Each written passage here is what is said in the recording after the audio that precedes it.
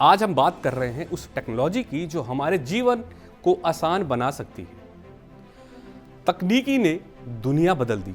घर बैठे banking, ticket booking, बिजली बिल, स्कूल एडमिशन, सब कुछ अब ऑनलाइन। लेकिन क्या देश का आम नागरिक इस बदलाव में खुद को सहज महसूस कर रहा है? जवाब है नहीं। भारत में टेक्नोलॉजी की पहुंच बढ़ रही है, लेकिन विश्वास नहीं। इसके पीछे कुछ बड़े कारण और तथ्य हैं।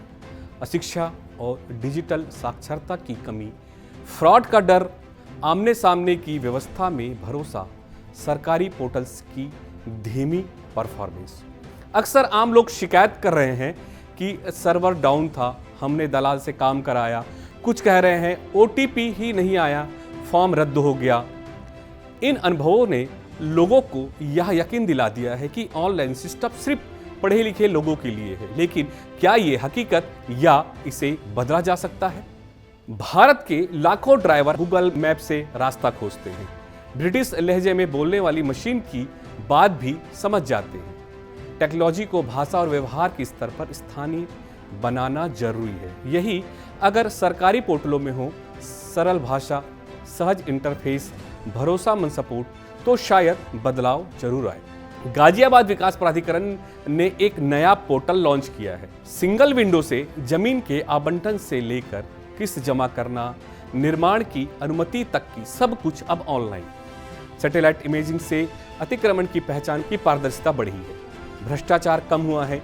यही तकनीक अगर पूरे देश में इसी सोच के साथ लागू हो तो डिजिटल इंडिया केवल नारा नहीं, जमीनी बदलाव बन सकता है। पर्यटन का हब गोवा, लेकिन फर्जी वेबसाइटों से ठगे गए टूरिस्टों की संख्या बढ़ रही है। गोवा पुलिस ने टेक्नोलॉजी से इसका जवाब दिया, एक आधिकारिक वेबसाइट और जागरूकता अभियान। पुलिस अधिकारी की अगर बात करें तो नए पोर्टल की विजुअल्स, QR कोड से सीधे फ्रॉड से बचाव के लिए तकनीकी समाधान। इस पहल की तारीफ खुद देश के गृह मंत्री ने की और अन्य राज्यों को इसे अपनाने की सलाह भी दी।